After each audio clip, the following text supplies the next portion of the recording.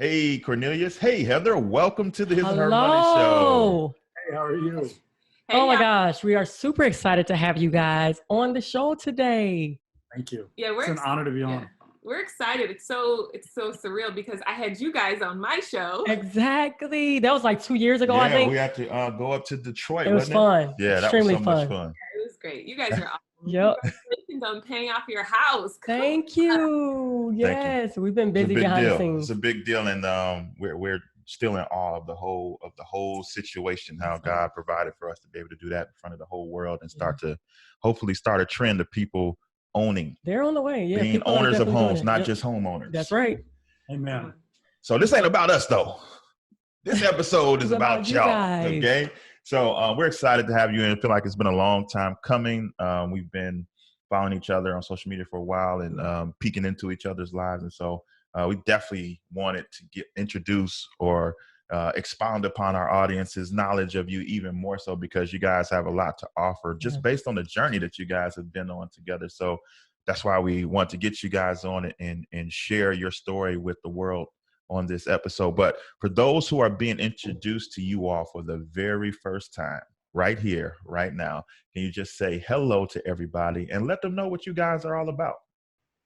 Sure. You want to go first? Sure, I'll go. My name is Heather Lindsey, and I am a speaker, author, preacher. I love writing books, blogging, YouTube video, all that other good stuff. I love just to encourage women to be everything that God has called them to be. Yeah, and my name is Cornelius Lindsey. I like to just tell people I'm a communicator. I think that's inclusive of a lot of different things, like self-published 14 books. My wife self-published 9. Mm-hmm. We started a publishing company. We've done a lot of things, but I think in the sum total of it all, we're communicators. But even greater than that, we've been married now for 10 years. We have 3 beautiful kids who's just the joy of our lives. Yeah. And so that's really us in a nutshell. Yeah. 23 books between that's incredible. The Lindsey household. Wow. I know. We have unpublished books that we haven't even I was about to say that I'm sure there's a ton more. Yeah, oh my God. I love it. In our computer. They were like, should we do these or should we wait? Yeah. Wow. I love it. Okay. So much to unpack just in the introduction. But let's go back to the beginning. How did this story begin? How did you guys meet?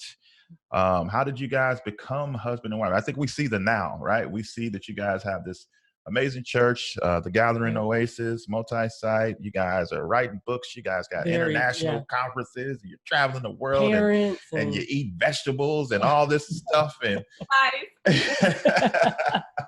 but take us back to the beginning, man. How did this even start between you two? So we were going to the same church, except the church at the time was one church with 2 locations. There was one in Atlanta and one in New York City. So I lived in New York City, and I was, single, hanging with my girlfriends, dating here and there, but I just was really frustrated with the dating in general. I felt like in New York City, I felt like a lot of the men weren't interested in like marriage and commitment. They were just more focused on their career. And I remember telling God, like, I need you to import my husband, just drop him from the sky. And my husband attended the church in Atlanta, but he was pretty much my then pastor's right hand. So he would fly into New York City every single week. And so I always say the Lord dropped him from the sky, because I was like, I am not marrying a man here in New York City. So we met at our old local church. So that's kind of how it got started. Yeah, we had a conversation. And I asked her out on a date. So I flew up from Atlanta, went to New York. We talked that Sunday, that Wednesday. We went on our first date. And my first question to her was, when we get married, will you move to Atlanta? Because I don't want to live in New York. And so, so that, that was my first question. And he said yeah, because I don't want to live in New York City. I'm a Southern boy. I'm from Mississippi. She's a northern girl, grew up in Michigan. So I figured it'd be better if we lived in the South than to live in NYC. So. Oh gosh, I love that. Love that. So you all have been married for 10 years. Let's talk about how your journey to entrepreneurship, your journey to opening and starting a church, how did that all evolve? At what time in your marriage did you guys step out and do these things? Well, we got married in August. I resigned from my 9 to 5 in October, and so you got to imagine we're newlyweds at the time, and we're kind of just starting fresh. You know, we didn't have anybody to kind of hold our hands. I mean, we still don't. We didn't kind of have anybody to kind of hold our hands for the process. We didn't have connections or, you know, we didn't have any of that stuff. So here I am. I'm newly into marriage, seeking to lead, seeking to provide, not really sure how this is going to happen. And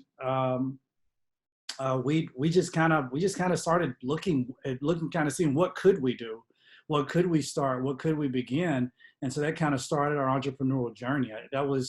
It was in 2012. See, I've been an entrepreneur though years before that. Well, yeah, I mean, she did that years before. I was strictly 9 to 5. You know, I figured I was going to go into pre-law, become an attorney, and then run for political office. But God had other hands. So she kind of had that entrepreneurial spirit from the beginning. I kind of started when I wrote my first book in 2012, just kind of looking out to see what we could do, because I just didn't want to go back to a 9 to 5. I didn't want to work for anybody else. I want to be my own boss, and so that's what thankfully we've been able to do now for the past 10 years together. So I've always been an entrepreneur. Even when I was like a child, I would flip donkeys with my mom. Okay, you gotta break that down, Heather. I love it. You gotta break that down. So just be the southern northern girl. So there's 24 people in my family. We're all adopted except one. So I have a very large family. My mother's a homemaker and my dad worked at the Ford factory. So we just didn't have a lot of money growing up. And so what my mother did on the side was, you know, we were part of 4-H. So she would connect with the other parents in 4-H, and we would meet up and we'd strap on our trailer and we would take our donkey or our horse over to that person's house. We would have our animals mate, and then, you know, they would get pregnant, and then we would sell the donkey or the horse. So we would flip that thing. And so I remember telling my mom as a little girl, like, the demand for lemonade in this area is very low because we lived on a dirt road. And so I remember telling her, I want to get involved in flipping animals with you, Mom, because this is not working. You know, I need to be able to make some money. So I worked on our farm too, but I'm like, no, Mom, I need more, you know? And so that was me as a child. And then growing up, I always knew I was going to be an entrepreneur. I was the person that worked like 3 or 4 jobs, and I was just always hustling throughout college. And then when I moved to New York City, that's when I really started to be an entrepreneur. So I would go to thrift stores, high-end thrift stores, and I would, you know, buy designer items for low prices, and I would put them on eBay, and I would flip them, and I would flip them. And so that's pretty much that's one of the ways that I started being an entrepreneur in New York City. And I still actually sell on eBay. I love it. Nice. I love that. I didn't know that part of your story. I didn't know nothing about donkeys. So, and even your family, 24. So there was 24 children? Yeah, there's 24 of us. Wow, that's such a beautiful, that's beautiful. Okay, so I'm already seeing 2 different personalities. Sounds like our story. 2 different styles, right? Ty was entrepreneurial minded way before I was. In my brain, I was going to be 9 to 5 forever. I literally told her, I said, and I wasn't saying it in a derogatory way. I was just saying, you know, I'll always work. You know, I'm never going to be an entrepreneur, because in my mind, you know, the blueprint I saw was my dad being the stabilizing force, and my mom, she had a business of her own. And so in my mind, I was going to be the stabilizer, and, you know, she can try these business ventures and these different investments. As long as I'm the stabilizing force, then we have the ability to try these risky things to see if they work. And just over a period of time, God just, you know, changed the whole mindset. But when I'm listening to you guys' story, I hear 2 different personalities. And when you bring that together into one union, that could cause some conflict. And I'm wondering if I see Heather was a go-getter, like, I'm going to take this money and make this money, and she's in New York City living the big life. Cornelius, you're in Atlanta. You're right underneath the pastor. You all about the church. You're all about the slow pace of the South. Mm-hmm. And y'all get married, man. Because like I said, right now, we see the right now. when you guys came together, because there's a lot of people, young couples listening, couples about to be married, and singles wanting to be married one day.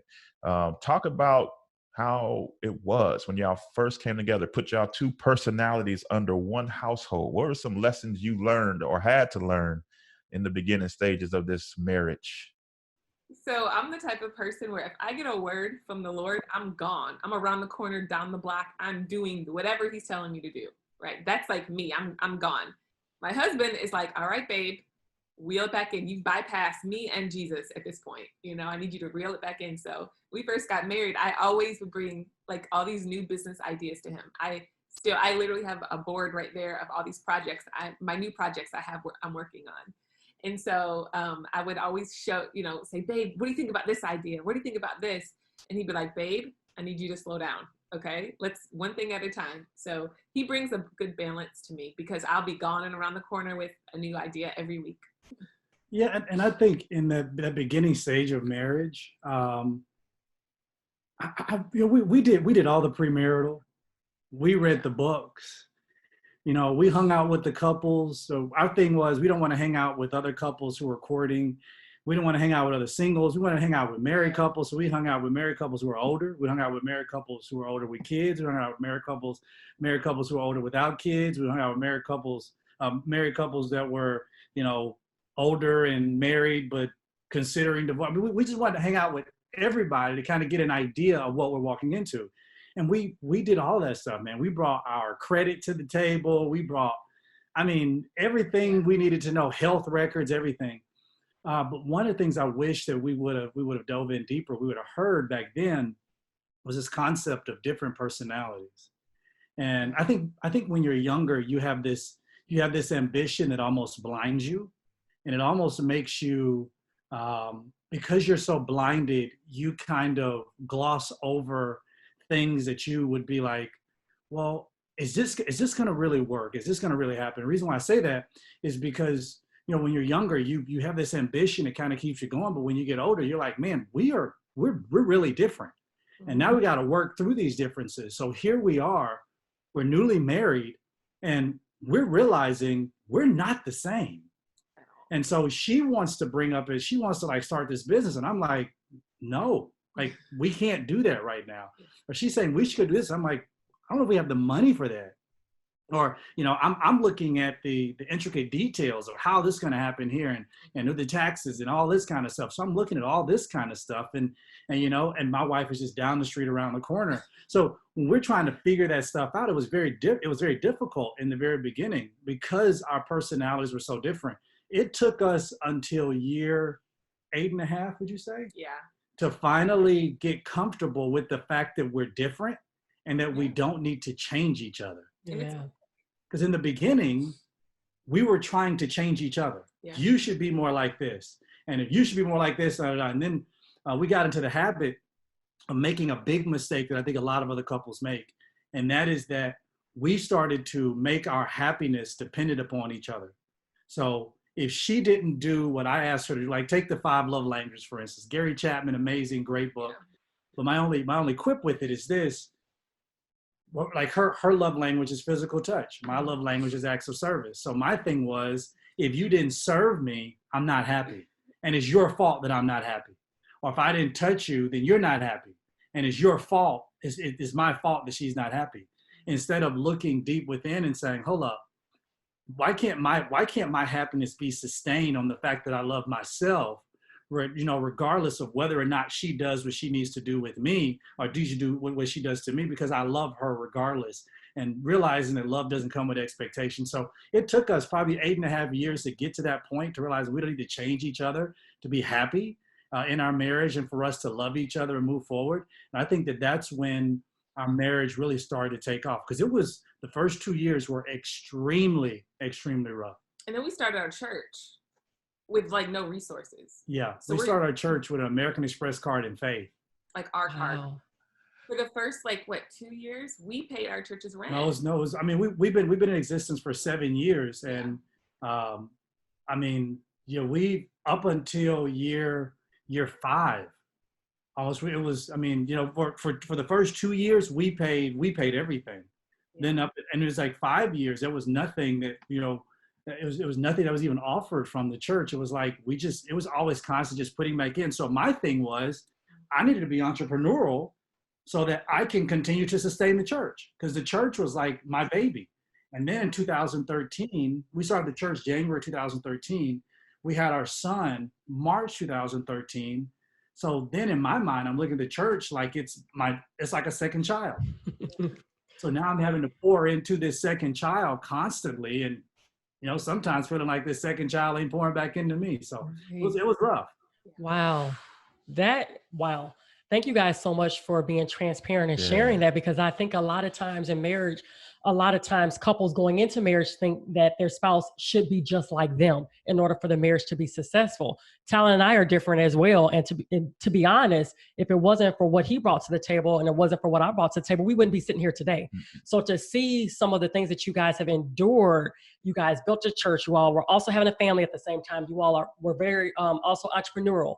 You all started multiple businesses, wrote multiple books. A whole lot of books. My gosh. So I want to talk about that 8.5 year mark when finally you guys accepted each other for who you were and things started to take off. Talk about that. Talk about that 8.5 year mark. What happened? The tipping point. Yeah. What happened? How did it change your marriage? What evolved from that? I feel like it was rock bottom for us. I feel like when you hit that rock bottom place, and then my husband started to show who he really was to me. And I was confused because I'm like, you're very free and you're very, who are you? And he was different than the person, who just quoted scriptures all day. I'm like, who are you? And I felt like he kind of wanted me to be like this polished first lady. And then he was like this polished pastor, and that's it. That's who we are. But when I feel like we kind of hit rock bottom and we realized like, we need to make sure that we're being our authentic selves with each other. And that's important.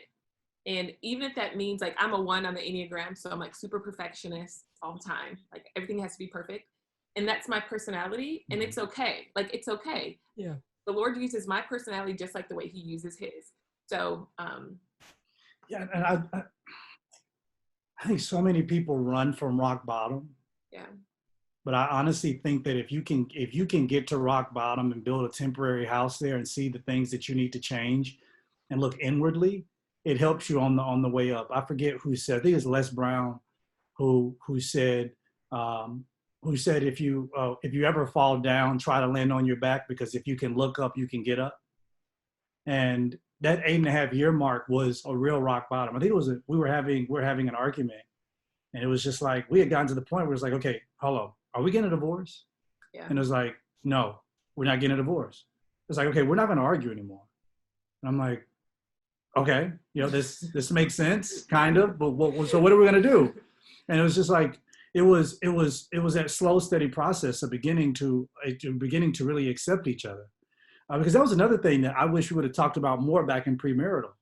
And that is that as you get older, I mean, yeah, you're married to each other, but the person you married may not be that same person in 10, 12 years.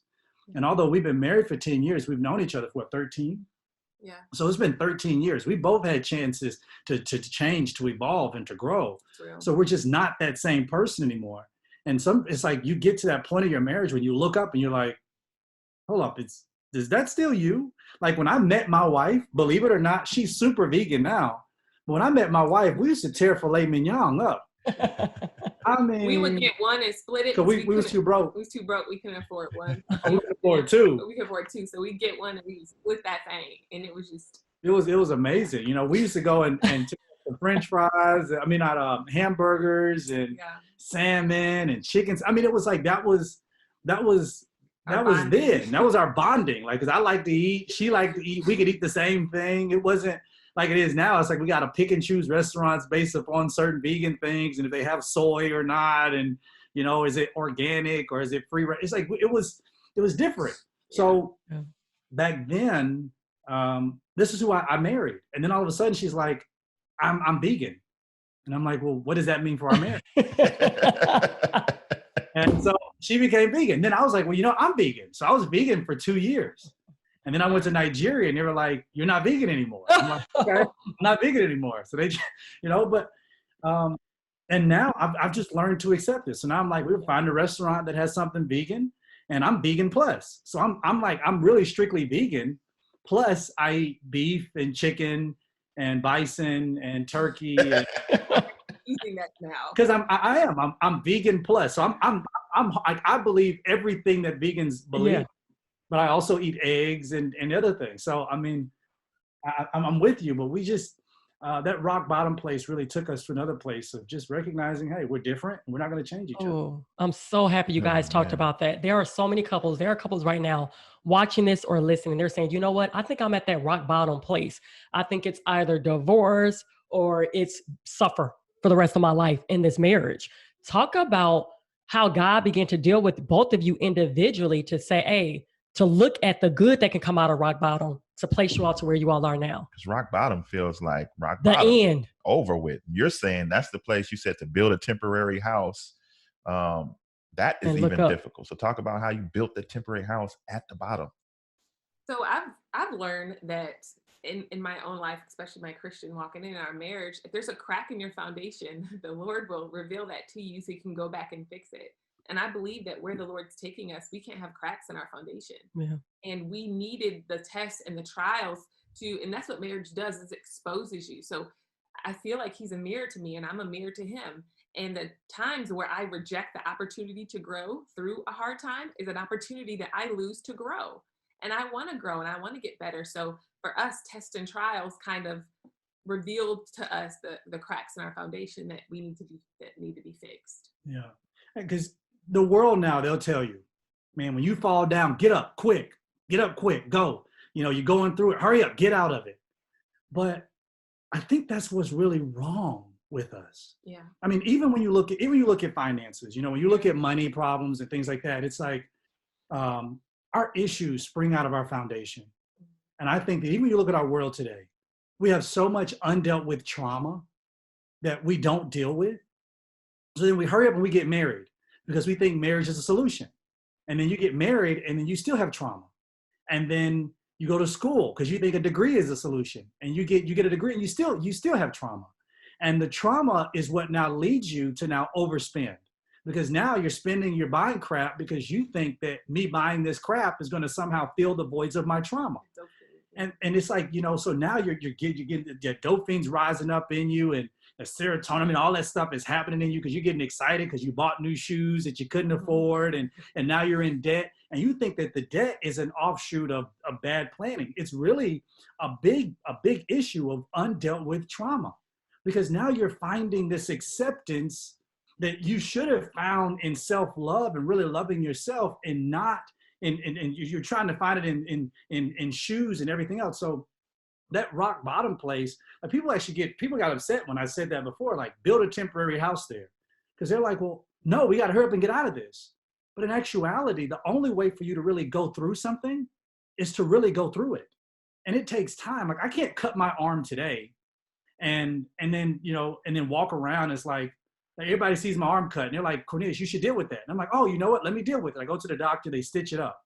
I can't just take the bandage off tomorrow and say, oh, it's healed, I'm better, everybody. That's what we do. We walk around, oh, I'm blessed. I'm especially in the church, I'm blessed, I'm highly favored. Look at my smile, everybody. Oh, everything's fine. But the wound is still there. And every time you touch it, it hurts. And you never really take the bandage off. You keep the stitches in there. It's getting infected. Now it's getting deeper. Now it's getting worse. And the problem is never dealt with. And we just continue just to bandage it up. And then we try to cover it up with something that looks nice. And we do that with wounds that are on the outside. But we don't do it with the wounds that are within. And we're deeply cut. So in marriage, when you get to that place, we run because we say, nope, I can't deal with it. I don't want to deal with it.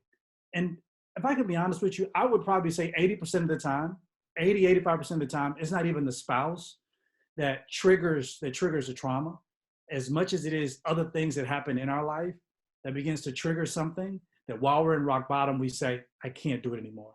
And I'm ready to leave.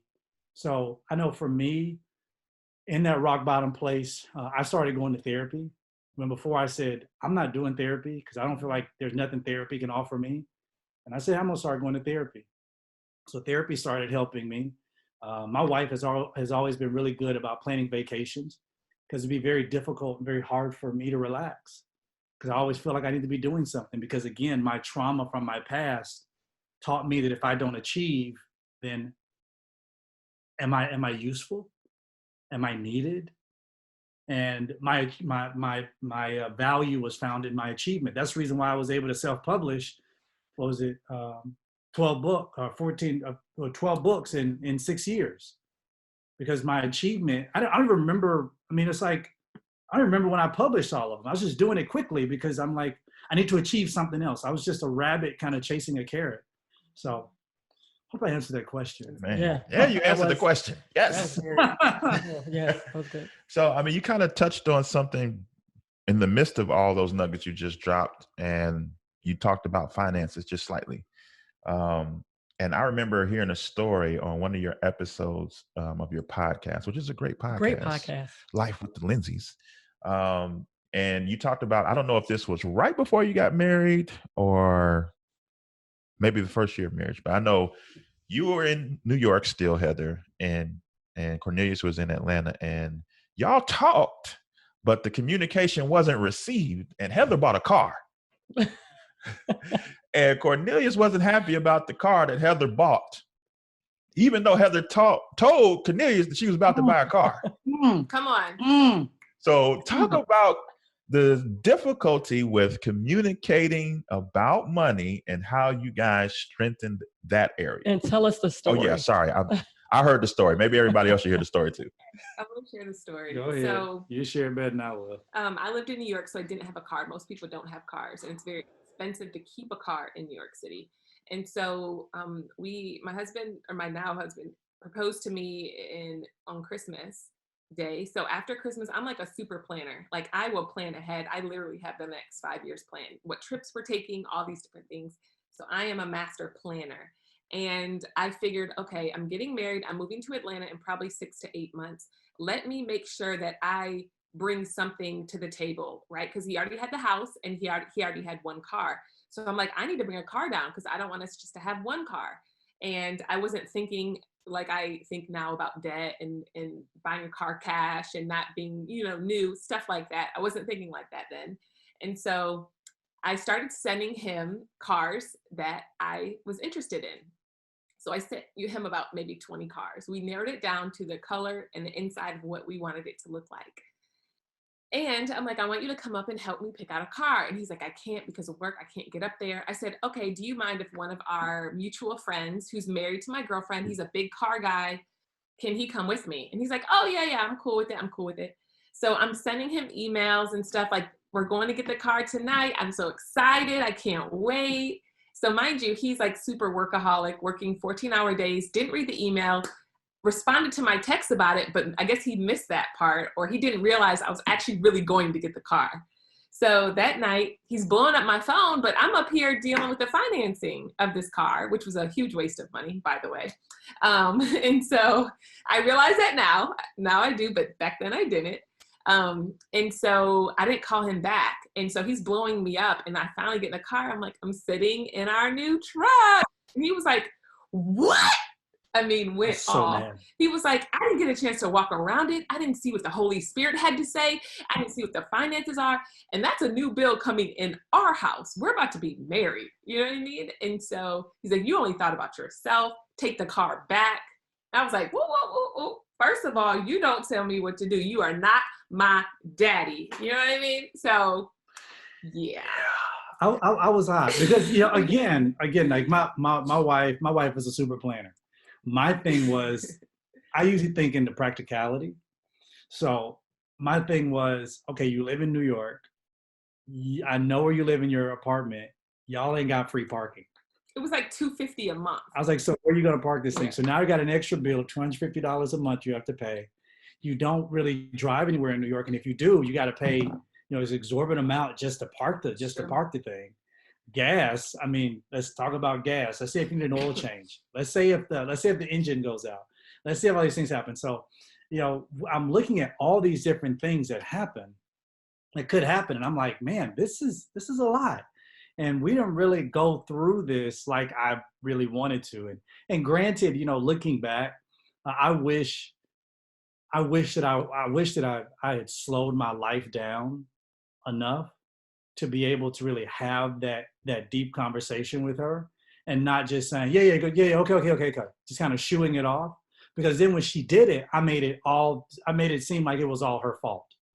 When in actuality, I could have taken the time to really sit down to say, okay, let's really talk about this. But again, I'm working 14, 16-hour days. I'm just trying, okay, you're going to go buy a car today. Okay, whatever. Okay. Then when it happens, I blow up. But essentially she didn't want to keep the car up there. I didn't want her to keep the car up there. I had a house here in Atlanta, and 2-car garage. I only had my car in it. I'm like, you can come park the car down here. We got the car down here to Atlanta, parked it in a garage. She went back up to New York. And then after we got married, we had another car that was here. And that became another car payment. That became this. That became that. So it became a lot, very, very, very, very quickly. But that was a problem. I think that communication behind that whole piece was, it's easy for you to blame your spouse for spending the money, because you don't really take the time to think to yourself, well, did you actually slow down to actually talk about what was being spent? And in that situation, I take a lot of that blame for not slowing down enough to listen to what she was saying. Everyone knows why life insurance is important, but many of us choose to ignore the reality of what would happen if we were to die suddenly without proper protection. The results could be devastating for your surviving family members, leaving them with a large bill for your final expenses, or even worse, loss of the family home because they can no longer cover the mortgage. Term life insurance gives you peace of mind at a price you can afford. Term life insurance allows you to meet your financial obligations today while still protecting your family's future tomorrow. If you don't currently have a life insurance policy, you are not alone. According to Life Insurance Statistics and Facts, which is a report put out by the life insurance industry, about 43% of the population don't own a life insurance policy in any amount. Wow. Buying life insurance doesn't have to be complicated. Legal & General America make it easy for you to protect your family's financial future. As one of the nation's leaders in low-cost, high-quality life insurance to over 1.3 million families, they know how to protect you. Legal & General America makes understanding and applying for life insurance easy. You can get a free quote by going to hisandhermoney.com/LGA. The links are also in the description box below. So let's keep it moving, because you guys, we talked about real briefly earlier the fact that you guys have an awesome church that you started. And you also mentioned that the first few years, you guys were pouring into it from your personal finances to keep it, as you said, keep your baby growing. Yeah. That could cause a lot of headache in marriage. That could, cause a lot of problems in marriage. Talk to us about navigating that. And for, everybody's not going to start a church, but some people are going to start a business. Right. And whenever pouring a lot of money into the business, whenever are reaping back. And you guys are trying something, especially young in marriage, you're trying something bold and audacious, and then it doesn't go according to your projections and your plan. And Heather, you talked about how much of a planner you were, and Cornelius, you talked about how you like to look into the details and the practicality. So y'all did all that before launching the Gathering Oasis, but then things didn't go perfectly according to all the plan and preparation that you did. Talk about navigating tough seasons of launching things, whether it's business, whether it's investments, whether it's a church. And I want to add on to that. How do you know whether to keep going with the thing instead of giving up? Yeah. Well, I'll be honest. I'm one of those people where I'm like, okay, if you tell me the vision, let's do it. Like, it doesn't matter how much it is. Like, I'm at faith. Like, the earth is the Lord's and the fullness thereof. Like, let's just do it, right? So that was kind of my mindset in going into it. Like, we'll just swipe our card. Did it get hard and frustrating? Yeah, we had a lot of conversations about that, because I'm like, we're buying audio equipment. We're using our entrepreneur money that could go to our kids. We're pouring into the church nonstop. And again, it went on for a couple of years, and we would get, we'd get into discussions about it. But the thing was, okay, this is a vision. We believe we're doing what we're supposed to be doing. And God is going to eventually provide for our church where it'll be on its own 2 feet. And so, and back then we didn't talk a whole lot about giving, did we? We didn't, because is it safe to say that we felt like we'd been burned before in that area? Yeah. So we like to stay away from like giving, and like, because we didn't want anybody to think we were trying to get over on them. We didn't want anybody to think that like we're trying to take anything from them. So we didn't even mention offering in church for like maybe 5 years. Really? We didn't even mention it because we're like, we don't want anybody to like try to twist it and say we stealing, because the church ain't got no money. Let's just keep it where you ain't got no money to take. You know what I'm saying? So that was really hard for us, I think. Yeah, I mean, we would put a basket at the back, and I remember people would say, people come to me, I'll say, you know, where do we put the money? And I'll say, it's a basket at the back, or will you pass it around? No, like I didn't want to. We started doing that now. I think back then, because you know, it was always a taboo thing about church and money. So it was like, okay, well, let's steer clear of that. Let's steer clear of trauma. Yeah, talk about that trauma. I think the trauma had something to do with that, because the same thing with us. Before we got married, the particular church that we were part of, the sister church, he was visiting one time with me, and they had a line. I never by increments, liked it. $100 line there, $50 line there, and it was a complete turn off. Out of there so fast. He was like, Ty, like they do that? I'm like, I don't get down with that, but yeah, they do. And so having to have that conversation about that, and how do we give in church, or how do we feel? Like, are we being duped? All kind of questions we had. And I think it has something to do with our trauma. So I'm assuming that your trauma has something to do with having a basket in the back of the church. Absolutely. And not wanting to ask. And I mean, even now, you know, we don't do lines or anything. I mean, even now we'll tell people, my key line is, you know, bow your heads, ask God, you know, God, what is it that I should give? And whatever God says, whatever he compels upon your heart to give, that's what you give. If God doesn't say anything, God bless you. But we just want you to be obedient to what God says. So ultimately, when you come back to the table, you're not saying, well, I gave this because you told me to. Like, I gave this because you believe God told you to give it. So that part, that giving part was extremely difficult. Those first couple of years in trying to determine, you know, pouring into this. And here's the thing, it wasn't just the church. So we were also pouring into our other businesses because we wanted to also see them grow. And thank God we did, because it was because of the success of some of our other businesses that allowed for us to continue sustaining of the church. And then, you know, with our church is that it is made up of mostly millennials, and they ain't got no money. So it's like, you know, it's like they're super zealous, extremely zealous, but with nothing that is concrete or foundational. These are people who are going to school to become doctors, but they're not doctors yet. You know, they're in residency, or they're still in college, or they're coming out of college, and maybe, you know, they're trying to get a foundation. They just had a small baby, and they don't have, you know, other money to kind of put in the church. So that was very, very difficult back then. But we kind of believed in what God told us to do, and we just, I think foolishly, I'm going to say foolishly, we just kind of just kept doing it. We truly believe that as long as we're being obedient to the Lord, like he'll repay and he'll take care of us. He'll provide for us, and he'll, you know, do what he needs to do. And I remember one of our first speaking engagements, because we travel and preach. My first one, they said they were going to, you know, give me an honorarium. We drove there, and we used like the last bit of our grocery money to drive there. We get there, and they did not give me an honorarium. And so for us, we realized our staple was, we are never going to depend on the church for anything. Like Paul was also a tent maker. Paul made tents because he did not want to burden the church. So we always felt, as long as we make sure we have 7 or 8, you know, streams of income over here. I think we're up to like 12 at this point. But as long as we have multiple streams of income, we will never be a burden to the church. We'll never try to, you know. And so that's kind of been our mindset with money in the church. So talk about, how do you know when it's time to give up or just keep pursuing, keep pushing?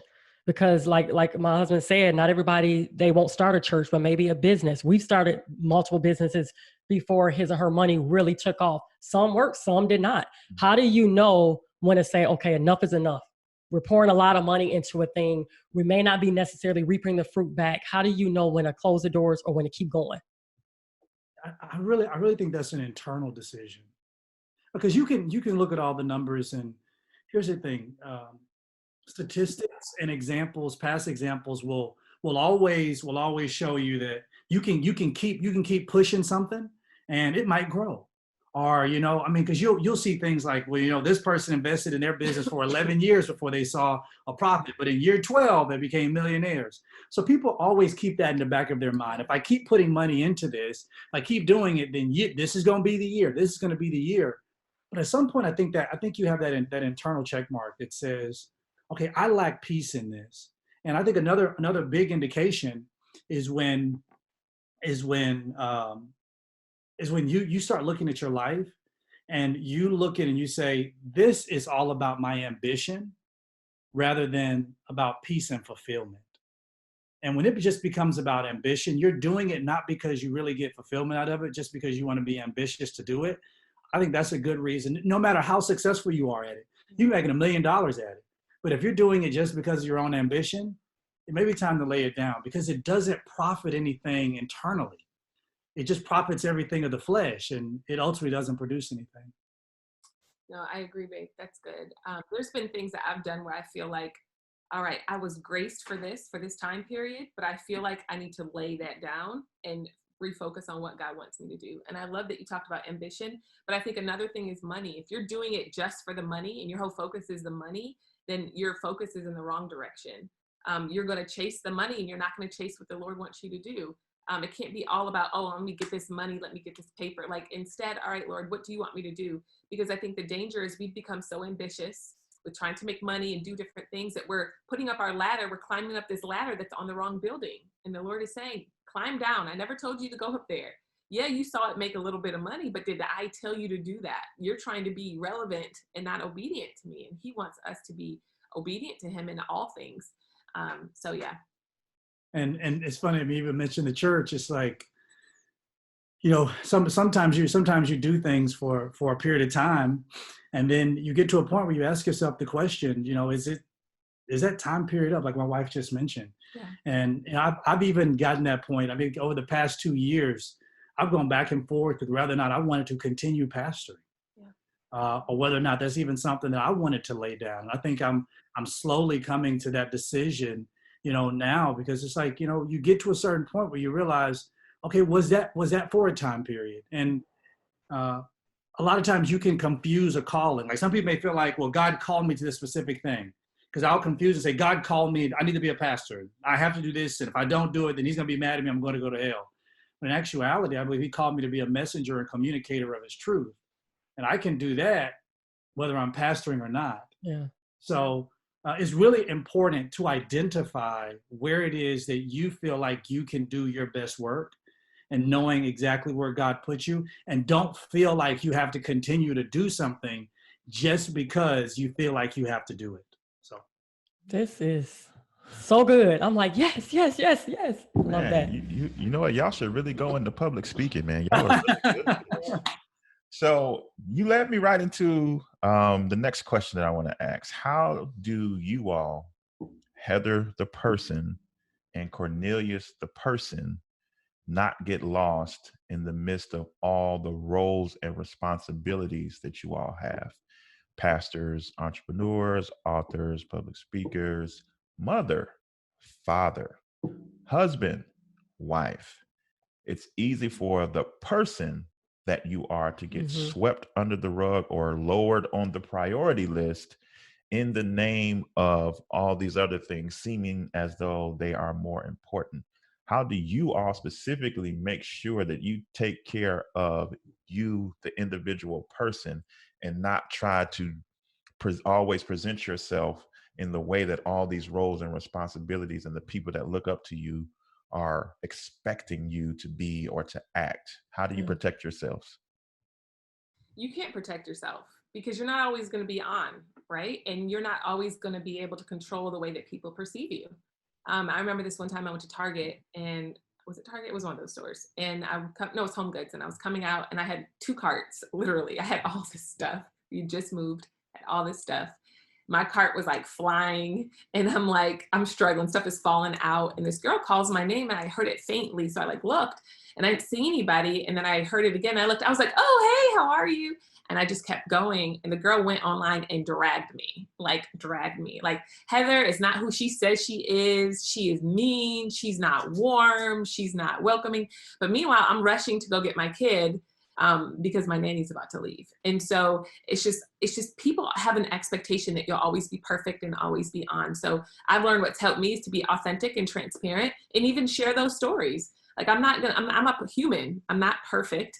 Nobody is, but I truly do love people. And I told her, I said, I would love for you to come by our church. You know what I mean? Like, you can come by, and I'm a nice person. I'm a great person, but I'm not perfect, and no person is. So what kind of helps me to make sure that I'm refueling is I like to obviously spend time with the Lord. That helps me. And also have like alone days.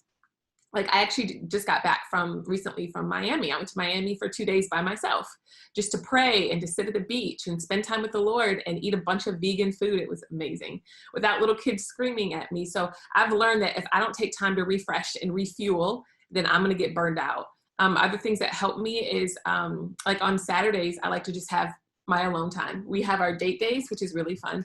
But I just think that if you're not prioritizing your mental health, and also I have a therapist as well, if you're not doing things that fill you up and feel you who you are without all the titles, then you're gonna hit rock bottom, and which is not a bad thing, but it's evidence that there's a broken foundation. Yeah. So in full transparency, like in the past 2 years, I've suffered from severe depression, and like to the point where I wanted to commit suicide. And, I would tell people that, and they would say, well, man, looking from the outside, I don't see why, And you have a wife, you got your kids, you got this, you got that. I just don't see why you would want to do that. I mean, we live a really, really amazing life. And a lot of it was because of just an inner turmoil with myself. It's like, again, I go back to the undealt with trauma that I didn't process, things that I just didn't process. So here I am seeking to lead others and seeking to help them. And then I find out quickly that I internalize other people's pain. So I feel, as much as I like to say I'm not a feeler in many ways, I will take on your pain as though it is my own, and I will carry it. And, it doesn't matter who you are. I open up my house, open up my life to open up my kitchen table to anybody, whether you burn me or you don't, open up my whole life to you. Just see I can help you, no matter who you are. And it just started to become a bit much. And when you mentioned all the different titles, early on in high school and college, I started to become fixated on the titles because I felt like they kind of gave me a sense of approval, kind of gave me a sense of value, to the point where I look back in my life and I ask myself the question, but do you like you? I started doing this program called 75 Hard. It's amazing. 75 days to work. And I'm just not coming from a workout. This is when I was sweating, but 75 days, you got to work out. You got to do two 45-minute workouts a day. One of them has to be outside, drink a gallon of water, all this kind of stuff. But one of the 6 things you have to do is you have to take a picture of yourself every day. And day 1 through day 3, I noticed that the toughest thing for me to do was not the 45-minute workouts outside, wasn't a gallon of water, it wasn't the paleo diet, it was taking a picture. And it began to reveal this sense of self-hatred, where I don't know me. And I've spent, I'm 33 years old, about to be 34, but I've spent, 33 years, 32 years of my life seeking to become whatever I needed to become so I could get to a place in life. And I never took the time to just say, well, who are you? And my therapist asked me, says, so when do you have fun? I'm like, fun? Life is not about fun. Life is about making things happen and getting it done. And he's like, well, you need to have fun. And so now I've scaled my life back a lot. And just so I can do things like walk outside and smell the roses. You go biking all the time. We go biking now. And I've pulled away from social media because I've begun to learn that social media has become about me trying to capture the moment. where now my reality is about me seeking to really experience the moment. That nobody else in the world sees me in this moment. I've experienced it. I experienced this moment with my kids without having to showcase it to everybody else. And so finding that peace and solace within has become amazing. It's still a process. I'm definitely not where I'm supposed to be. People still have an expectation that I should be perfect. Even when we try to tell them that we're not, they still want to believe that we are. And so, and that we're not human. Yeah, they want to believe we're not human. When I'm like, no, we're human. We have feelings and we have all these things. So it's been a process, a very long, drawn out process, but a good one nonetheless. I gotta say, we appreciate y'all peeling, so pulling the curtain back and really being open and transparent with the journey to get to the place that you all both are at right now, and even really discussing that and letting everybody know that you're still walking on a journey. I think a lot of times when we see people on social media that have influence of any sort, we look at them as though they become our destination because it looks like they have arrived. And so for you all to be super transparent and letting everybody know, because so many people are gonna be and impacted. that you all are human. Yeah. I think, granted, we are nowhere near the status that you guys are. Like we don't have our own church and things like that. But being online and being a place where people they think they know who you are. They can talk about you, or they can say, well, Ty and Tally did this, or you all didn't really pay off your mortgage. It's almost like you got to have thick skin, because the true people that you're really supposed to be reaching, that God has for you, that you're supposed to be speaking to, should be your target, should be your direction. But people should see that you are human. And I love that you all brought that out. So there's somebody listening right now, somebody watching right now at rock bottom, and they're struggling. They heard you say to build a temporary house, but like the wound is so fresh, the pain is so vivid and so real, it's so tangible in their life right here, right now. How would you encourage that person? How would you help them to start to build that temporary house? Speak into their lives. I used to, and I'll be honest, I like to wear a superwoman cape, right? It's hard to take that cape off because that actually admits that you're weak.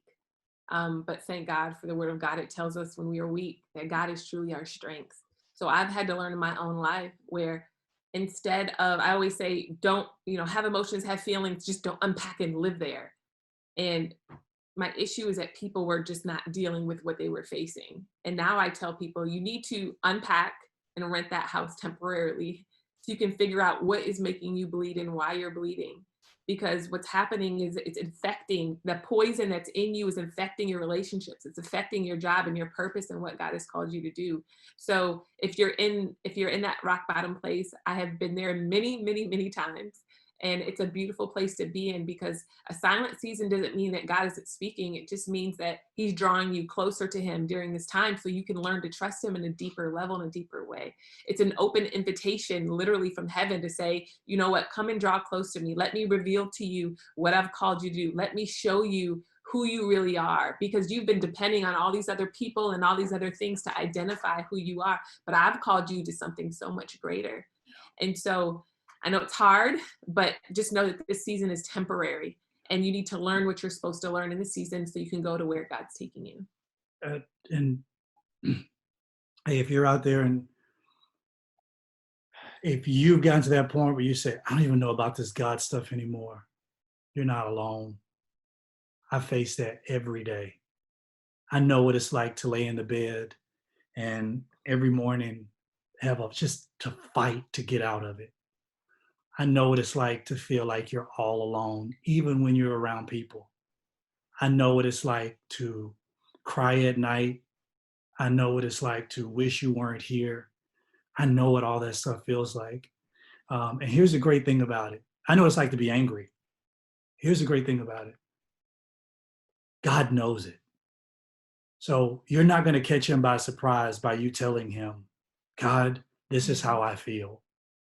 And for years, because I was so fixated in religion, I felt like if I said that to God, that I was a bad person. that somehow God is going to be mad at me because I said, God, I'm angry. Because he's going to be like, well, why are you angry? You should be thankful all the time. And why aren't you thankful? And you should be this. And I looked at God as though he was his taskmaster. When I began to accept the fact that God, if I cannot be authentically me with you, and I don't know who else to be, because I don't even know how to be authentically me with myself. But when you find yourself in that place, I don't want you to stay there. I don't want you to stay there a long term. I do think you need to have a short-term response. Your response does not need to be alone. You don't need to live in your own head, which is something I do a lot because I'm analytical. So I will think my way into depression. I believe that therapy is an amazing option. I'm happy that the church is beginning to talk about it, beginning to see that too. You're not weak because you go to therapy. You're actually extremely strong because you're willing to admit that you have a problem and you just want to get it resolved because you want to talk to somebody. I think that it is very important for you to identify who your close friends are so that you can begin to share that with them. Because let's be honest, the higher you go up in this world, the less the smaller your circle becomes, because the people who get around you, when you get up high, the people who get around you, you have to be able to distinguish if they're for you or if they're only around you to wait for your downfall so they can take what you had. That's it. And we know that. We know what that is like. We have experienced it many times. So you have to get to that point in realizing, are these people for me? And people identify they're for you in the things that they say. When they say things like, I just want to hang out with you, or I just want to be around you, not what you do. They don't even care what you do. Don't listen to your stuff. They will never read my book, but I know they for me. They could care less what I write about. They're for me. And so being able to have those people around. And here's the other thing, finding the time in life to laugh and to smile. I can't tell you the number of times my wife and I have had to just be like, oh, I'm gonna laugh. And some days when I feel like I don't want to get out of bed, I will turn on a comedy special and a heartbeat. I'll turn on Kevin Hart or something. Just turn on something, and just listen to, just let Jim Gaffigan, I don't care, just turn on something and just laugh. And it kind of helps me to be able to get myself together so I can get back to that place and just work my way in that house. I'm in that house right now, working my way through some stuff. And we all are, though. Yeah, working my way through some stuff. And if you're in that place, just don't stay there by yourself. Stay there, get the help you need, but don't stay there by yourself. So I think it's safe to say this is the best episode we've ever done. This was, yes. Yeah. Seriously. No really good. lie. Seriously. And we are approaching 500 episodes. Right. And this is the best episode we've done. I think that your authenticity and you can just, like, in your words, you can hear your heart to want to help somebody. I think that's the biggest thing I can hear as both of you all talk is you want to use your story to help somebody else's story. And so, believe it or not, we almost closed this show. That's not something we've said publicly because some of the things that we want to talk about, we want to do some different things. We're like, is this the direction we still want to go with this company? Do we still want to do, this podcast? And ultimately God showed us that this, we're to continue doing this, and it's for experiences and moments just like this. I think that you guys just provided so much healing to the hearer and the viewer of this episode. So I know for a fact people are want to continue to learn from you guys. So let them know where to find you on the World Wide Web so that they can stay connected to you and all the things that you all have going on.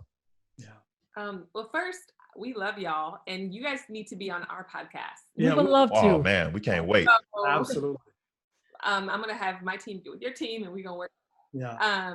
But we would love to have, because we are just so proud of you guys and what you guys are doing to help people in the area of finance. It's so needed. It's so beautiful just to see an African-American couple be able to do what you guys are doing. It's huge. So we just salute you guys for that.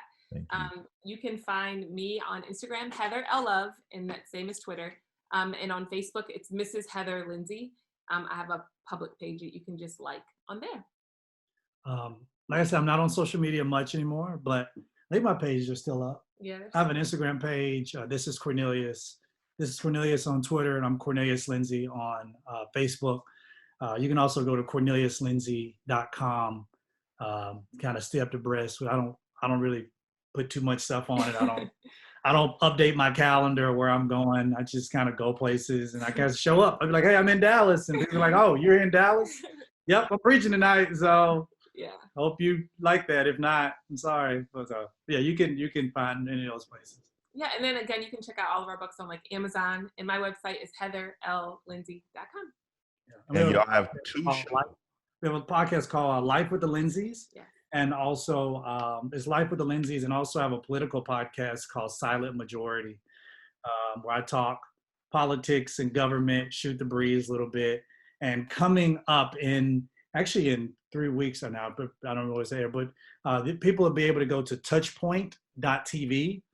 Touchpoint.tv is going to be a place where we're going to be, having videos about marriage, about sex, about publishing books, about all that kind of stuff. But again, it's touchpoint.tv. We're going to be partnering with them and putting all of our content there on Touchpoint TV. That is awesome. That's incredible. That's awesome. So we can't say thank you enough. Thank you. You guys provided a ton of value and wisdom today. So from us to you and everybody listening, thank you guys for making time out of your busy schedule to share all of this wisdom with our audience today. Thank you so much. Really appreciate it.